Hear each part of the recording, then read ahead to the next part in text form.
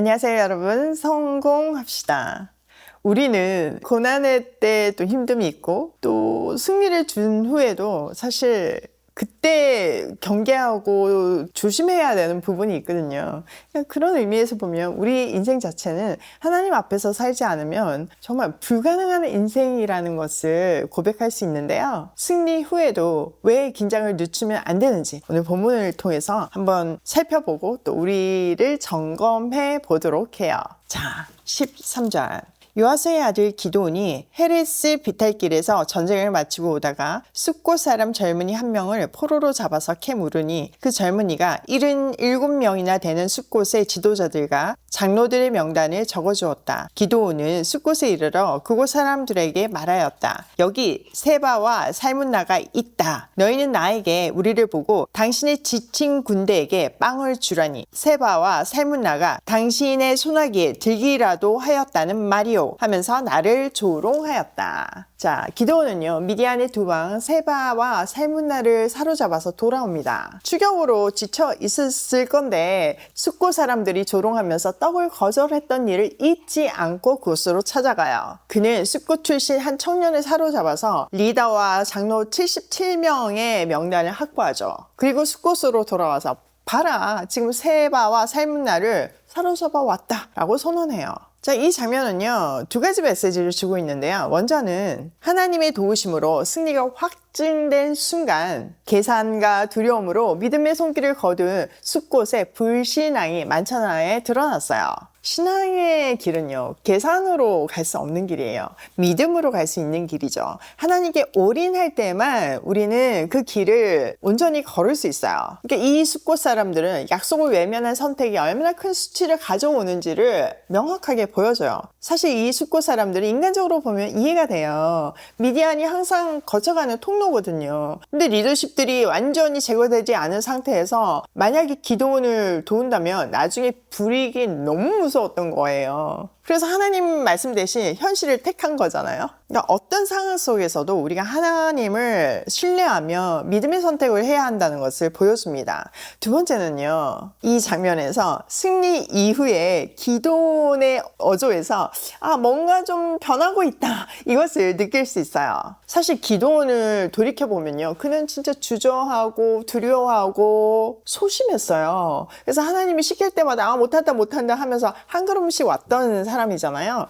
근데 이쯤 되니까 완전 태도가 바뀌어 있어요. 보복을 하기 시작하고 그의 어조에서 자기 중심성이 드러나고 있죠. 예전에는 하나님이 주셨다, 하나님이 승리를 이끄셨다, 하나님 손에 승리가 있다 이렇게 얘기했다면 지금은 내 손에 있다, 내가 추격했다 이렇게 변했잖아요. 위험이 감지되는 거죠. 은혜의 열매를요 자신의 공로로 돌리기 시작할 때 개인의 위기가 시작되고 공동체가 흔들리기 시작합니다. 자, 16절. 기드온은 그 성읍의 장로들을 체포한 다음에 들가시와 실레를 가져다가 숫곳 사람들을 응징하였다. 그리고 그는 분우의 일의 망대도 헐고 그 성읍 사람들을 죽였다. 자, 기드온은 자기가 예고한 대로 숫곳 사람들을 붙잡아서 가시와 실레로 징벌했어요. 그리고 분우엘도 찾아가죠. 그리고 자기가 이미 얘기했던 대로 그 분우의 사람들이 의지하고 있던 망대를 무너뜨립니다. 그 두 성은요 미디안이 두렵다는 이유로, 굉장히 현실적인 이유로 하나님의 군대를 돕지 않은 죄를 범했잖아요. 근데 그 대가는 진짜 혹독했어요. 특별히 무너진 망대는요 인간이 차곡차곡 쌓아 올린 거짓된 안전의 허망함을 상징합니다. 하나님을 붙잡을 때 그게 가장 안전하다는 것을 보여주죠. 하나님이 주도하시는 구원 앞에서 사람의 방패는 소용이 없고 중립과 방관은 곧 불신앙의 선택이었음을 만천하에 드러나는 거예요. 또 다른 관전 포인트는 기드온의 태도인데요. 승리를 한 후에 기드온은 아까 어투에서부터 점점 자기 중심으로 변하고 있었잖아요. 그 징벌 방식과 말의 강도도 점차적으로 권력의 남용과 감정의 과잉이 비치기 시작해요. 예를 들어 보면요, 6절에 보면요, 숫곳 사람들이 당신이 군대에게 빵을 주라니, 당신들이 지금 적장들 다 잡기라도 했습니까? 이렇게 얘기했거든요. 근데 그거를 감정적으로 더 깊게 자기화해가지고 15절에 보면 숫곳 사람들이 이렇게 얘기했다고 표현해요. 우리를 보고 당신의 지친 군대에게 빵을 주라고. 그러니까 이게 감정이입을 해가지고 필요 이상의 응징을 하기 시작하는 거죠. 이렇게 기도는요, 자기 의지가 하나도 들어가지 않은 진짜 은혜로 세워질 지도자잖아요. 처음엔 용기도 없었잖아요. 근데 하나님이 한 걸음 한 걸음 이렇게 힘을 주시면서 왔는데 승리를 하면서 그게 이제 자기 확증, 자기 확신, 슬슬 자기 공로화 되면서 문제가 생기기 시작해요. 이거는요, 한 개인에서부터 시작되지만 지도자이기 때문에 공동체가 분열되는 불씨가 되고 있는 중이에요. 이런 변질로 인한 분열이 결국은 사사시기를 끝까지 극단으로 내몰게 하거든요.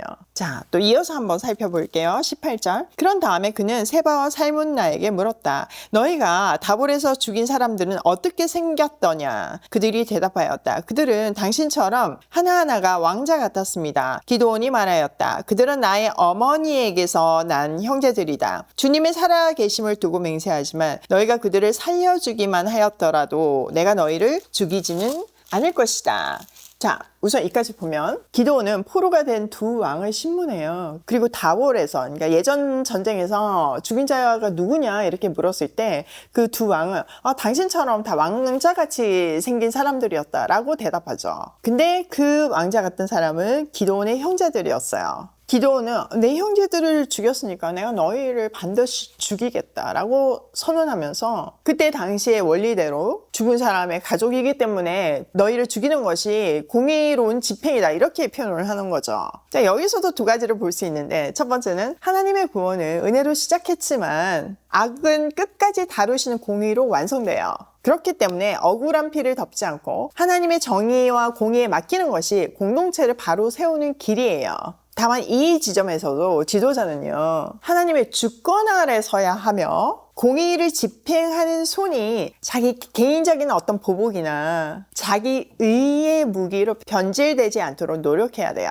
지금 여기서는 물론 하나님의 공의의 실행이기도 하지만 사실 지금 점점 기드온이 자기 중심적으로 말을 하면서 개인적인 보복의 의미가 크게 표현되고 있죠. 그러니까 위험의 징후가 계속 울리는 거예요. 자, 20절. 기드온은 맏아들 예델에게 어서 그들을 죽이라고 명하였다. 그러나 그는 아직 어리고 두려워서 칼을 뽑지 못하였다. 그러자 세바와 살문나가 기드온에게 말하였다. 산의 대장부답게 내가 직접 우리를 쳐라. 기드온이 일어나 세바와 살문나를 쳐서 죽이고 그들이 타던 낙타의 목에서 초송달 모양의 장식을 떼어갔다. 자, 기드온은요, 자기의 장남 예델에게 처형을 명하지만 아직 어리기 때문에 아들은 두려움에 칼을 뽑지 못했어요. 사람을 죽이는 게 이렇게 만만한 일은 아니잖아요. 또 맏아들 예델이 이 적장을 죽이지 못하는 이 장면은요, 기드온의 옛날 모습을 딱 보여주는 거예요. 네가 이렇게 연약했었어. 근데 하나님이 이렇게 용기를 줬는데 그 선을 넘으면 안 돼. 이런 경고가 담겨 있는 거죠.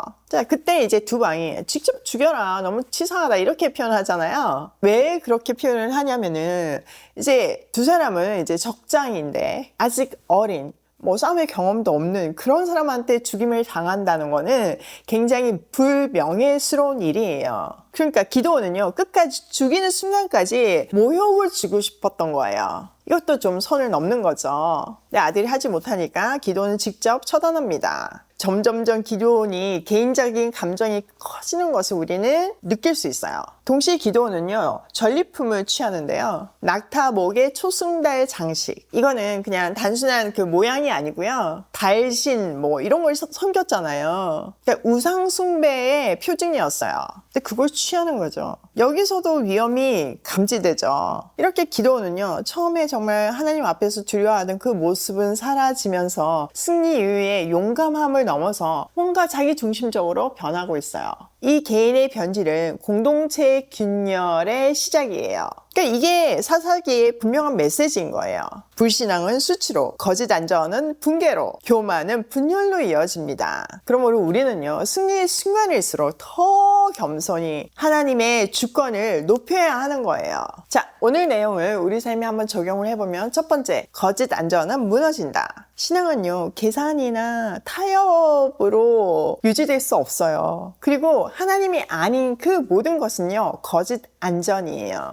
그러므로 우리는 온전히 하나님을 의지하면서 믿음으로 걸어가야 하는 거죠. 더불어서 중립과 반간은 불신앙인 것을 꼭 기억했으면 좋겠어요. 두 번째, 하나님의 공의는 끝까지 이루어진다. 그러므로 우리가 억울한 일을 당해도 우리의 힘으로, 우리의 어떤 감정으로 보복하지 않아도 돼요. 하나님은 다 기억하시기 때문에 온전히 그 마음마저도 하나님께 맡길 때 하나님은 반드시 공의와 정의로 모든 억울함을 덜어주십니다. 세 번째, 승리 후가 더 위험하다. 지금 기드온이 증인이잖아요. 은혜가 공로로 바뀌는 순간 세속적인 영광의 유혹을 떨쳐낼 수가 없고 그것은 또 분열의 씨앗이 됩니다. 오늘도 승리의 순간일수록 더욱더 하나님을 높여야 함을 기억하며 고고싱해요.